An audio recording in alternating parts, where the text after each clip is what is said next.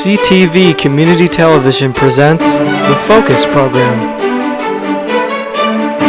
hosted by Paul Dingeman.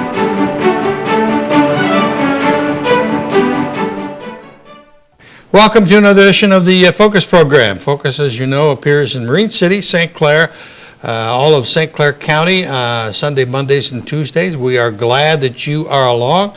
Got an interesting show for you today.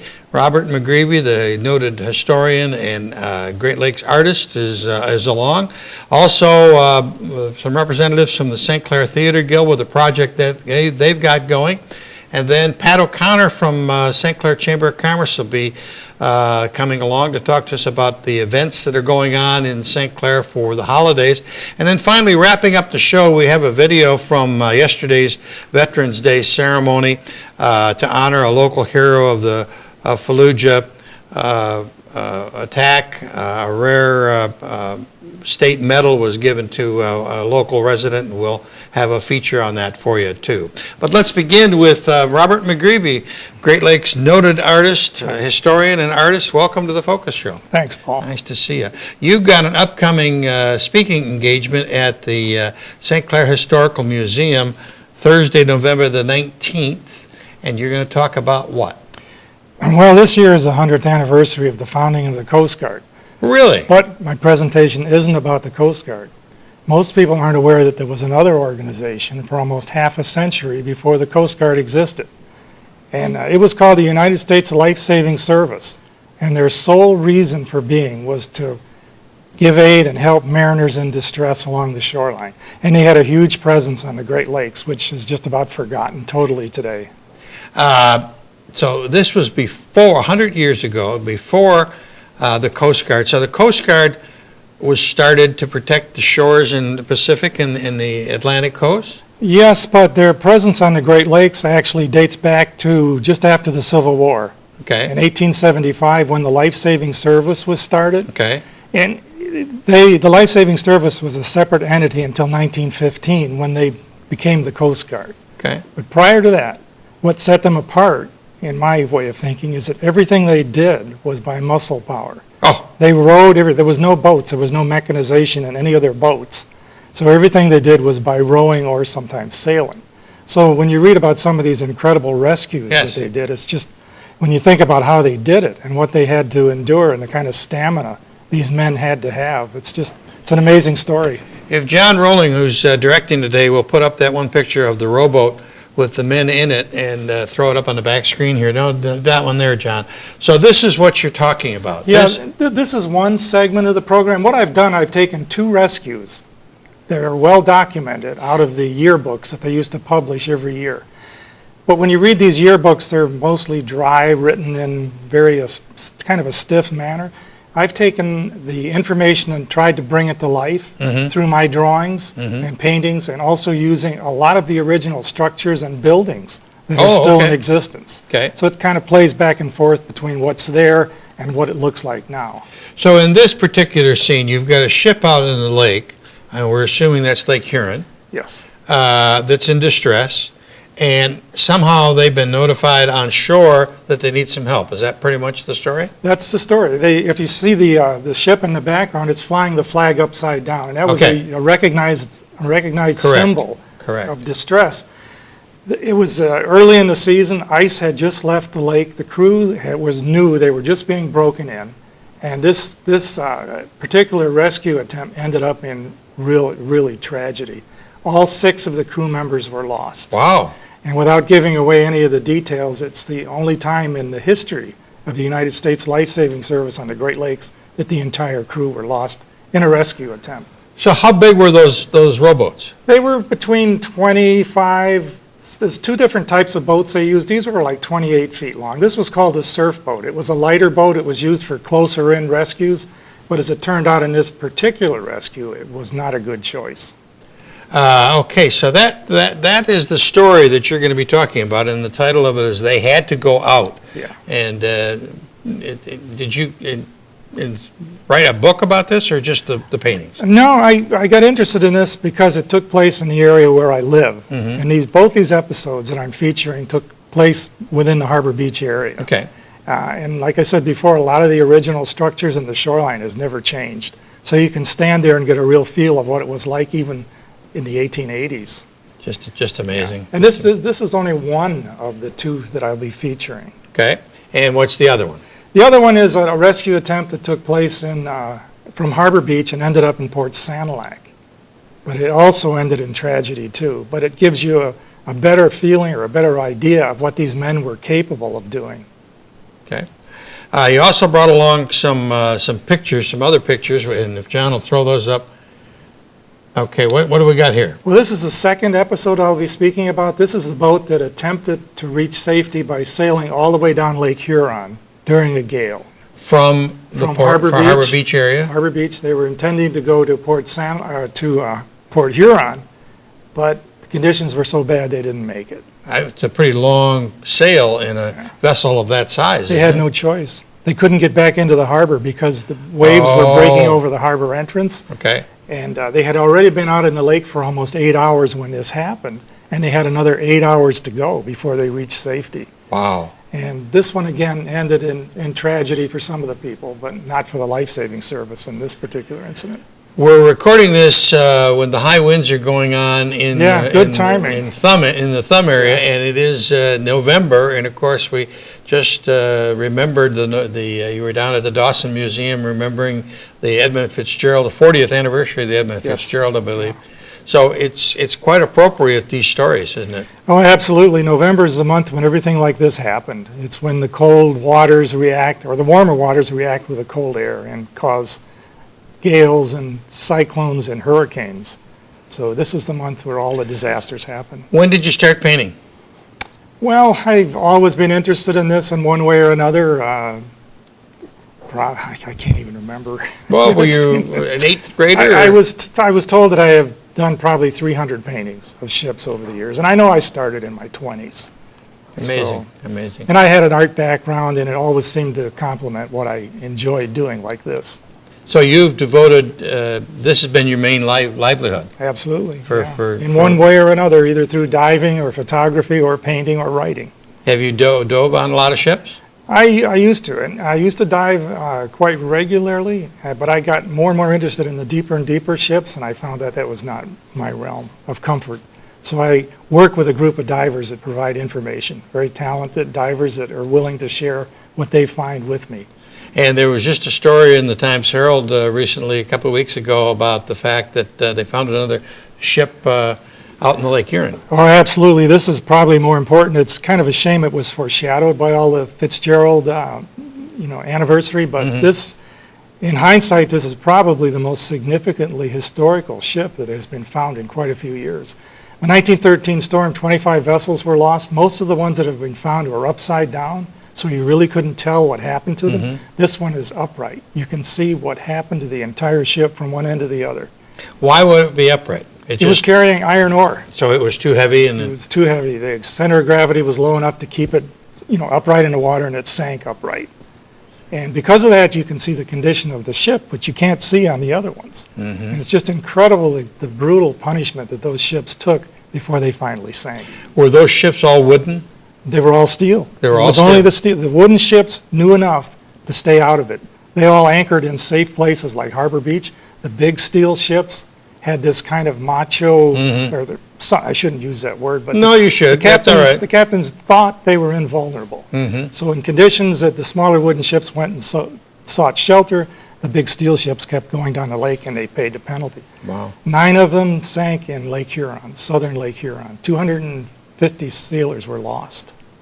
And this last find, they've been looking for quite a while, for years. Well, for 100 years. There were 2 still missing in the same general area, the Carruthers and the Hydrus. And the Carruthers was carrying grain, so chances are it'll be upside down. So finding the Hydrus was really a boon to historians because you can see how the hatches reacted. All the hatch covers are missing. That means they were blown off somehow during the storm.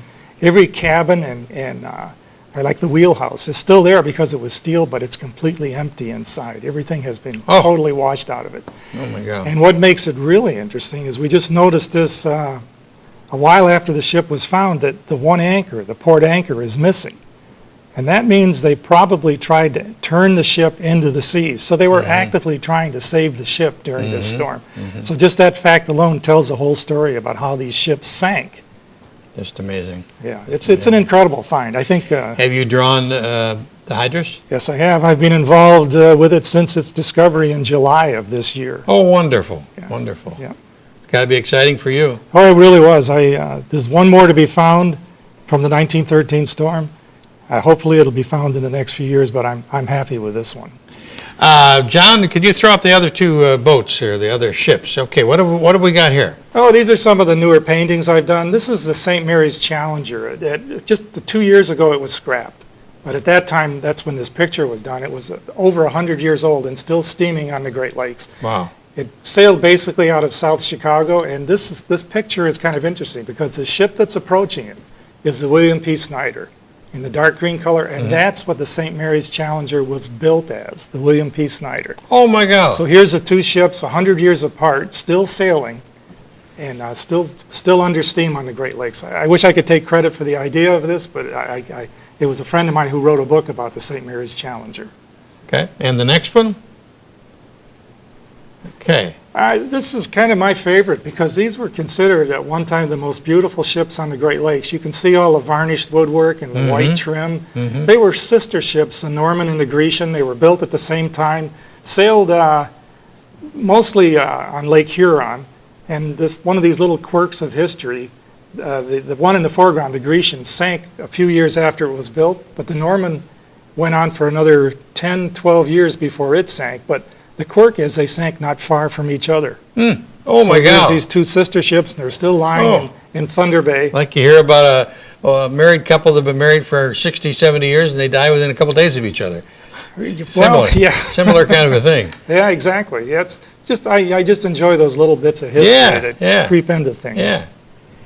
Well, those are beautiful, and that's some of the many 300 paintings or so that you have worked on. You are going to be at the St. Clair Historic Museum on the 19th at 7 o'clock. There's a little $5 donation. Students are free, but of course everybody's welcome. And then you're going to do the same show again up in Port Huron in December at the St. Clair, or at the Port Huron Museum, and that one is at 11 a.m. Presentation on Saturday, December the 5th. So you've got a lot of big schedule ahead of you here. Well, I can guarantee that if you see one of these programs, you'll know a lot about the life-saving service, so that service that most people have never heard of. Correct. I think I've heard of it, but I don't have any of the detail of it, and that's got to be amazing to see. What's interesting is their badge, their unofficial motto was, regulations say you have to go out, but they don't say you have to come back. So that's heavy. That kind of sums it up. Yeah. Wow, regulation says you have to go out, but you don't have to come back. And many times they didn't. How many life-saving crews like that were located around the Great Lakes? Well, there were 63 stations in the Great Lakes, which seems like a big presence, but it was stretched really thin. Were they working and getting paid? Yes, or they volunteer? got. No, they tried the volunteer service for the first 4 years from 1871, and it didn't work out. Okay. So they went. Congress established the life-saving service in 1875. They were paid $40 a month, but they were only employed during the shipping season, Right. which could last maybe 6 months at the most. Right. So, and there was no pensions, no insurance. Right. So, outlook for a woman widowed because her husband worked in the life-saving service was pretty bleak Right. in the 1870s. So I go into that in the program and explain how that all happened and what some of these rescues meant to the families of these people that were lost. Bob McGreevy, you're a really interesting guy. Well, thank you. Appreciate you stopping by today, and we'll have you back again the next time you're down giving another speech. Good. But there's two opportunities for the viewers to come and see you. One is on November the 19th at 7 o'clock at the St. Clair Historical Museum, and then the second one is on a Saturday in December, the 5th of December, Saturday morning at the Carnegie Library, or I guess it was the Carnegie Library, and now it's called the Port Huron Museum in Port Huron. We'll be back with representatives from the St. Clair Theater Guild. They got a big project coming up they want to tell you about. We'll be right back.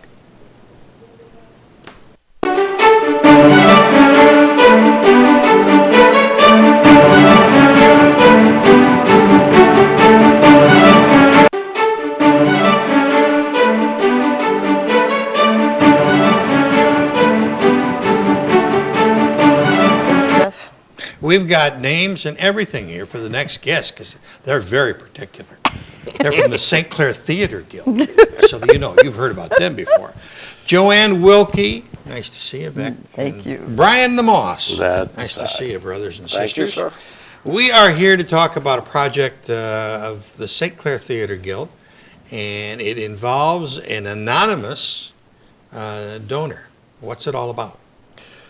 Well, a local author Okay. has put together a book. He did it for his Oh, grandchildren. he's not anonymous anymore. Not anymore. You get There pictures he right is. there. And he put it together for his grandchildren. A robin had built a nest outside his wife's bathroom window. Okay. And so he spent about a month in the bathtub taking pictures as the birds grew, were laid, hatched, etc. Right. And it's a charming story. And he has decided to go ahead and have it published. And the Theater Guild is the recipient of the Wow. profits. Yeah, that's What a really guy. wow. Yeah, it is. He's a very generous individual. Yes. Well, he's a delightful member man. and a good friend anyway. So, Right. So we decided to combine this, which is on the 19th of November.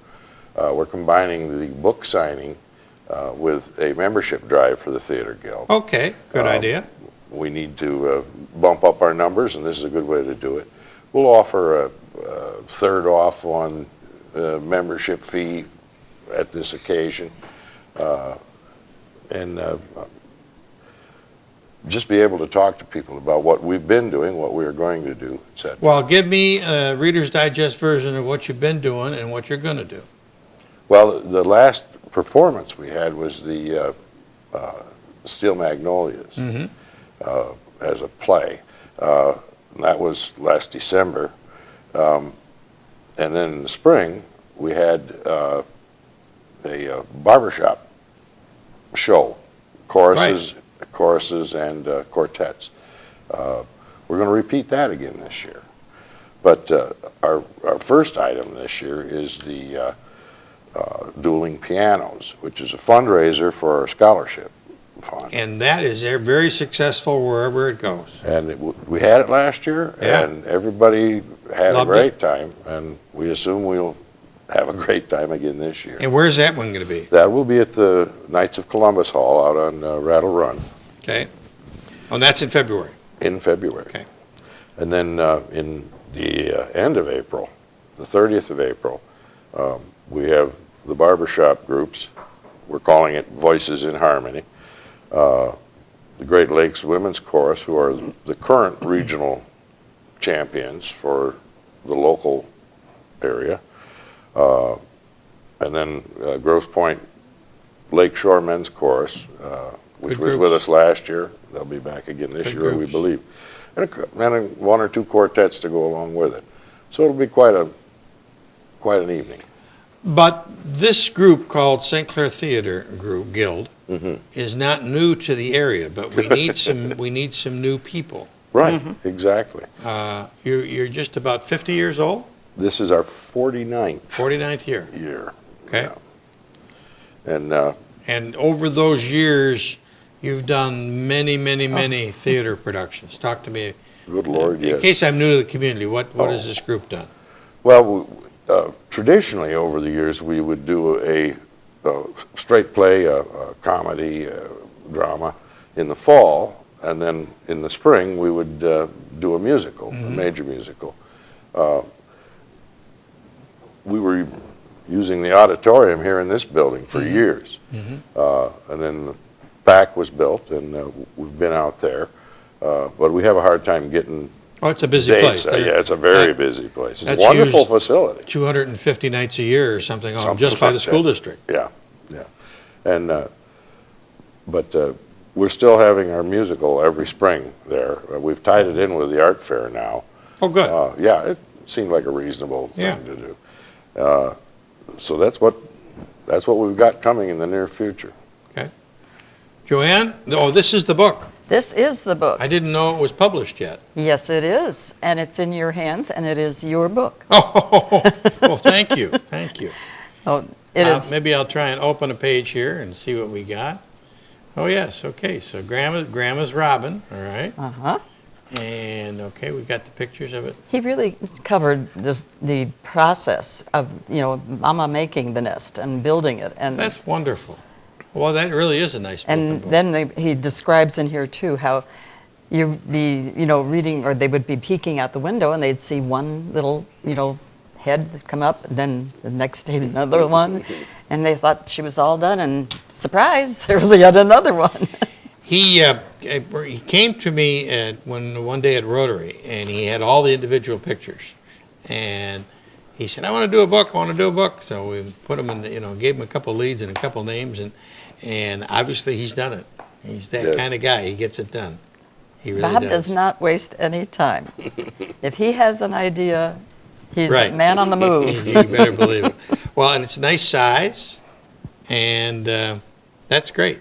Has he got a retail price on it yet? It's $12.95, I think, is the retail price. Although at the book signing, they'll be available at $8. At $8 a book. Okay, wonderful. All right. And Bob is just, he wants to be the quiet gentleman. Yes. He's. I've never known him to be quiet, but we'll let him put that hat on for a while. He can say that. Right. But he's very delighted with this, and should be. He should be very proud of himself, because it's a lovely book. And, Yes. And you could tell when he was telling the story about it, how it was very near and dear to him. Yes. Very much so. Very much so. All right. So the first one is the Grandma's Robin book signing and membership drive with the now famous Robert Swain, author and board member. Yes. From That's 5 right. to 7 on Thursday, November 19th. Right. Yes. So that's good. That's it. And that will be a wonderful gathering, and a chance to see Bob, and a chance to become a member of the St. Clair Theater Guild. Well, we get people in and out of town all the time over those 50 years, and soon Jim Taylor were real active in the Theater Guild. Now they've moved on. Yeah. And we miss them already. right, and people along those, I just pick one name, the Cobbs have come and gone, and there's been some wonderful families and Well, we're wonderful getting groups. some new people involved, Right, too, and that- because we now have Roy Kletcha, Yep. who is a new board member, and we still are working. We had to, John, who was a relative, I think, a Yes. cousin. But Roy, is he going to be on stage? and he's a board We'll member. see. We're trying. We'll see. One day at a time. We are working hard about that. We haven't pushed him on that yet. No. But we are really working hard to get more people Good. involved with the board. And Brian and I have talked about this many times. At some point in an organization's existence, they get into the worker bees are Yeah. the people who are on the board. Well, Right. that's we have to develop a board of support so that the worker bees can do more work. Right. And that's what we're working on right now. Well, it's important work, and we encourage you, and we always want you to come back here and Well, thank Use you this for always forum having us. That's to, very- explain what's going on. So Well, you've always been supportive of the arts. what? There's no question about. But a fun one coming up in February, Ah, yes. and the caroling event at Yeah, Meadow Lodge. I did want to mention that this event has been going on for over 30 years. Yep. We start at the Meadow Lodge at 6:30. At 7:30, we're at Mallard's Landing. And we have an afterglow afterward. Mm-hmm.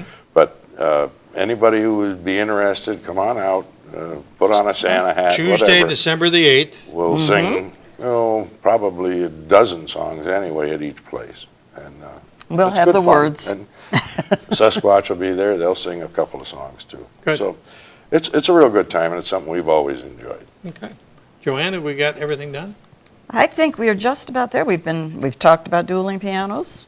We've talked about the Voices in Harmony. South Pacific coming But we back? didn't- South Pacific we didn't didn't mention. South Pacific. And That's that's coming in June. Well, you'll be that's back a- many times to talk about it. Oh, we'll be back for that. Well, for we'd sure. appreciate that very much, sir. Thank See you, dear. And see you, sir. Thank you This very is much. a good man here. That's a good man, and it's a Grandma's good Robin. book. So think about this for Santa Claus, for the stuffing of the stockings. This would be a nice little gift. Perfect. November the 19th at the St. Clair Theater? No, at the Voyager. At the Voyager. At the Voyager. Voyager, Okay, yes. at the Voyager. So a little libation and a little fun. There you go. Mr. Swain will be personally there to autograph it for you and your family. We will be back with Pat O'Connor from the St. Clair Chamber. Just a second.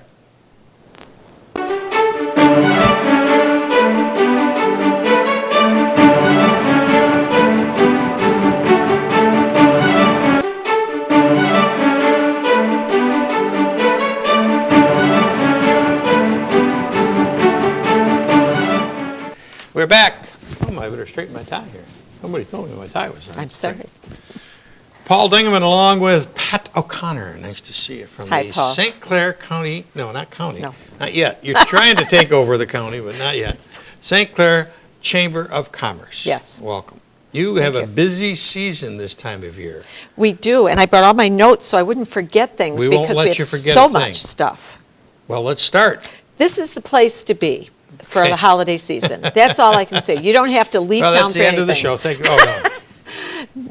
Everybody can have all of their holiday needs met right here in St. Clair, and that's from shopping.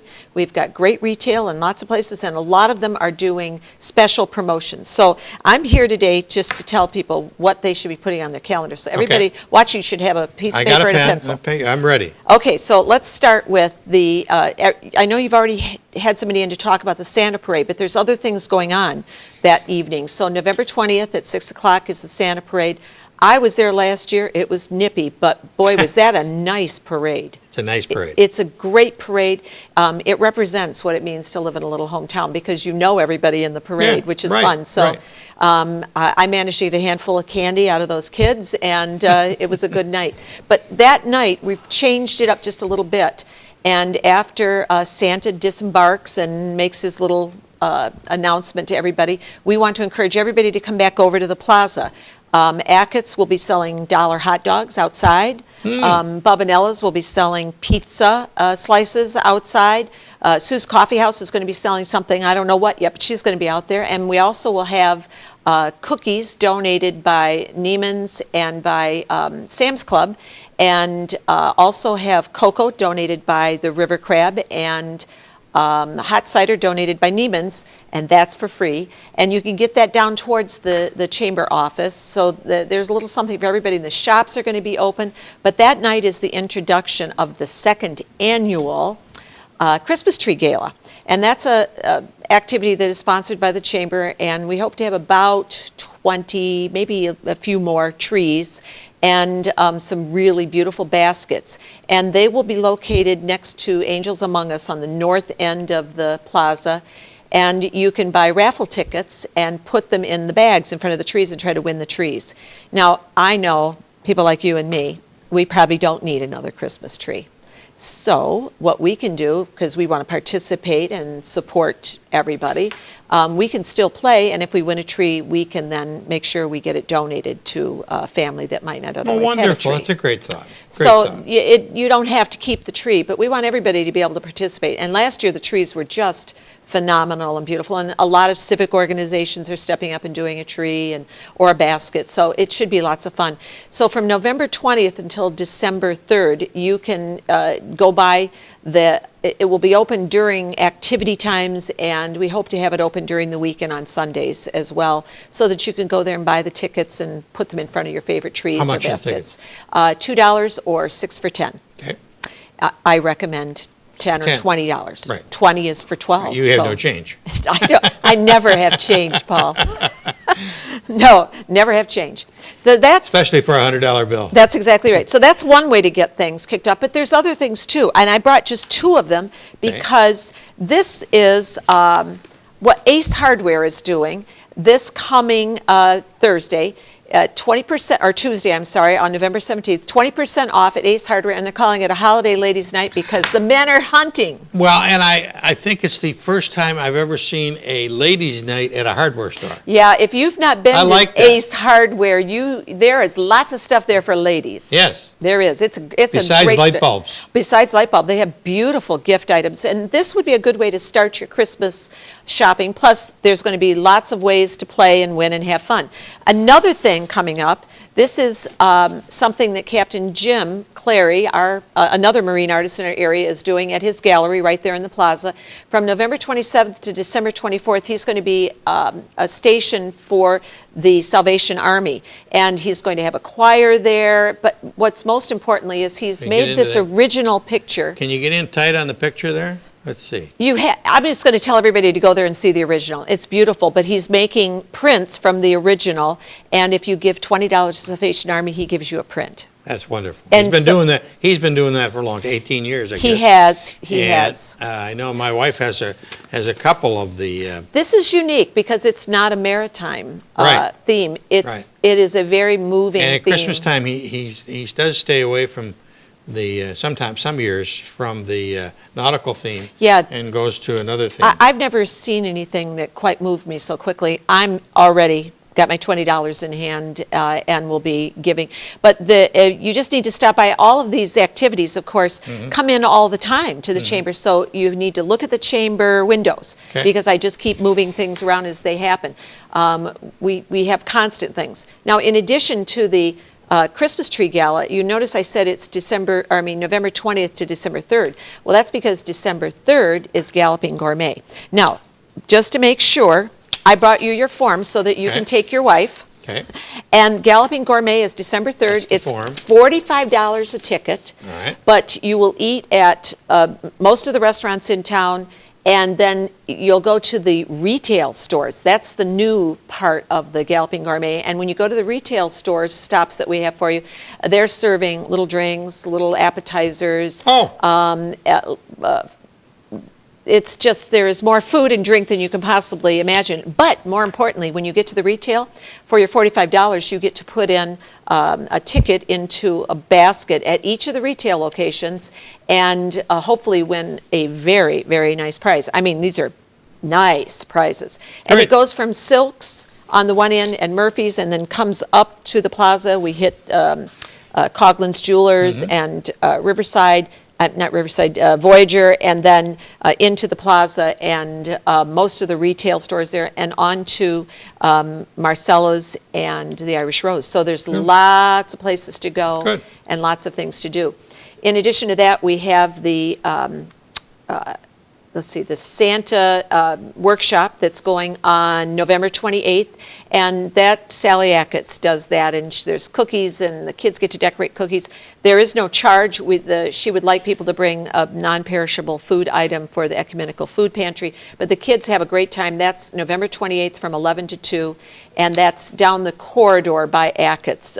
There'll be plenty of signs, and I don't know if there's any extended shopping hours, lots of things to do. And remember, you always bring your receipts to the chamber office, don't you? Yes. Because you win a prize. You win a prize. And we gave out 200 prizes last year at the holiday season. And so I'm going to start drawing pretty quickly. And you just bring your receipts, and then you come in and you draw. I want a new Cadillac. And you liked it. Oh, it was wonderful. It was a little tight to get in because it was only about this big. You won something really nice. Everybody wins nice things. The chamber members are very generous. And the last thing that you've got to make sure you do, you've got to come to the chamber to buy your holiday calendar that you I've give heard to your some rumors children. about this calendar. It's a wonderful calendar. This calendar we ran through the summer Canine Commodore contest, and we raised almost $1,000 for SNAP. And we were delighted to do so. SNAP does such a great job. Once we had our winners, we took pictures, and that was a lot of fun, and we put them into a calendar. And so this is another nude calendar. It's nude dog calendars. Nobody had. I take that back. There was one in a Detroit Tigers T-shirt, which is one of my favorites. A little French bulldog that had a big D on him. And we took them in various places in St. Clair, so we also showcased St. Clair. The calendars are $20, worth every penny of it. You get one, you put all your birthdays and holidays, and then you give it to your child. So your child knows when to celebrate you. There you go. I like it. And they're going to go fast. We only printed 250. So they will go fast. Come to the chamber office. The dogs are adorable. The police chief's dogs are in one whole page. In the back seat of the police car, one is driving. I like it. They're very charming. Anyway, well, you'll have to bring one in when you get a chance. I will. That's what's going on. Well, you've got a lot going on, and we salute you. Keep it up, because it makes it happen. Yeah, it's a in St. Clair. fun time in St. Clair. See you, dear. Thank you. Always a pleasure. Recently, we just went through Veterans Day. We celebrated Veterans Day here in St. Clair and all over the United States. And that day, there was a ceremony in the Hillside Cemetery for a young man by the name of Staff Sergeant Scott Lawson. And he received the States of Michigan's second highest Combat Valor Award. And we were honored to videotape that ceremony, and we're going to run that for you now.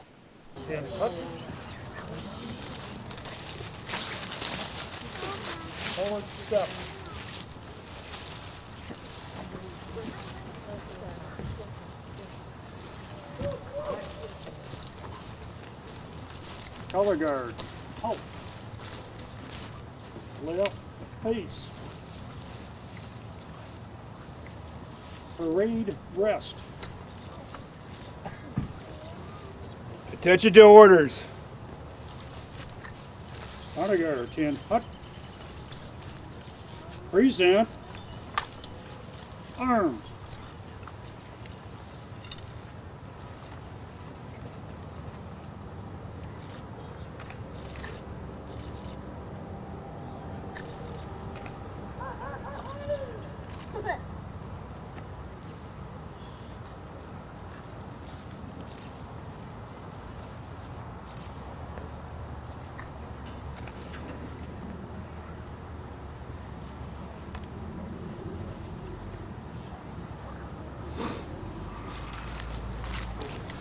Good afternoon, everybody. Thank you for coming out for such a very special occasion. My name is State Senator Phil Pavlo, and I'm being joined today with State Representative Andrea LaFontaine and State Representative Dan Lowers. And together, we've worked to bring a very large honor to the Lawson family today. And I will read the citation.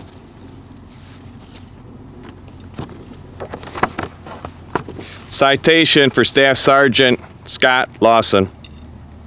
For valorous and heroic action during Operation Iraqi Freedom while serving as a squad leader in Operation Phantom Fury in Fallujah, Iraq, from November 4, 2004 to 20 November 2004. On 10 November 2004, during attack on Objective Wolf, Staff Sergeant Lawson repeatedly showed incredible courage and complete disregard for his own personal safety. With a squad from his platoon pinned down inside a room in an enemy-controlled building and taking casualties, Staff Sergeant Lawson directed deadly suppression. With rounds impacting all around him, he suppressed the enemy, allowing the squad to break contact. Staff Sergeant Lawson would re-enter the house.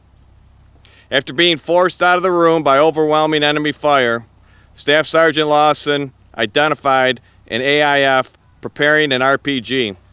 Realizing the danger of the RPG posed to his platoon, Staff Sergeant Lawson put down fire into the AIF, allowing another soldier to kill him. Lawson was wounded in the exchange, only leaving the battle space where his ammunition had been exhausted. With complete disregard for his own safety, Staff Sergeant Lawson assaulted the building and quickly evaluated that the structure was rigged with explosives. After assuring that all troops had left the area, Lawson immediately worked to defuse the explosives. Staff Sergeant Lawson then continued to clear the building, engaging in destroying an AIF who yielded a lot of intelligence. Staff Sergeant Lawson and his platoon were assaulted by a 5-man AIF fire team while they were recovering from the chaos of urban battle in the early hours of 14 November 2004.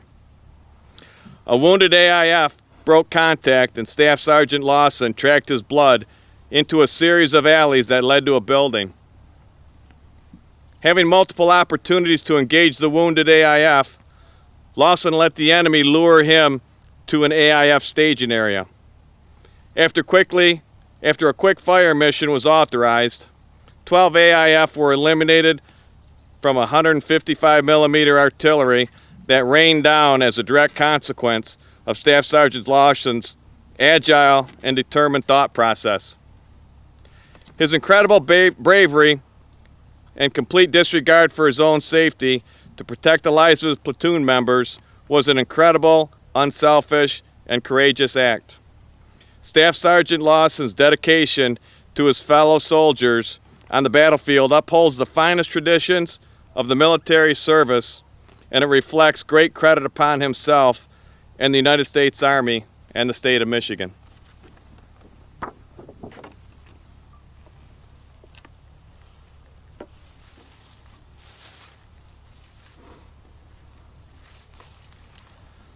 The Department of Military and Veteran Affairs, this is to certify that the Adjutant General of Michigan has awarded the Distinguished Service Medal. Staff Sergeant Scott A. Lawson, a Michigan resident, for distinguished service and notable representation of the state of Michigan through the dedicated military service to the Michigan Army National Guard from 10 July 1996 to 23 March 1999, combined with honorable service to the United States Army. Staff Sergeant Lawson's outstanding performance, conduct of heroism, and dedication to the state and nation are worthy of honor and commendation. Staff Sergeant Lawson's devoted service and upstanding character are in keeping with the finest traditions of the military service and reflect great credit upon himself, his family, and the state of Michigan. Given under my hand in the city of Lansing, the second day of September 2015, Adjutant General Vadnais, September 2015.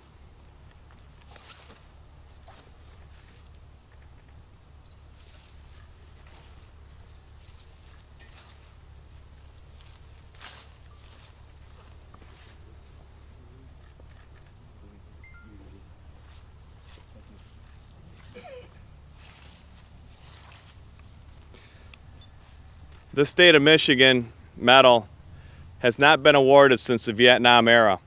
And because of the deployment of the National Guard, through hard work of many of Scott Lawson's friends, family, and people that he served with, worked very hard over the last couple years to reinstitute this medal.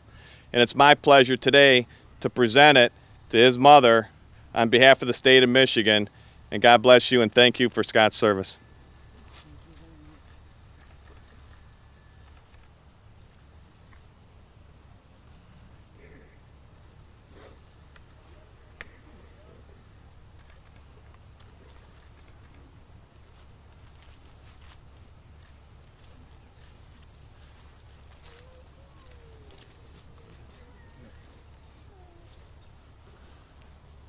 Honor guard. Order. Arms. Left. Piece. Forward step.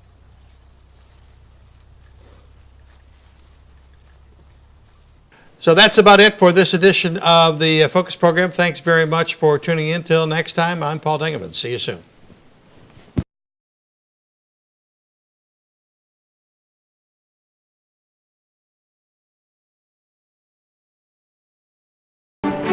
Or like us on Facebook.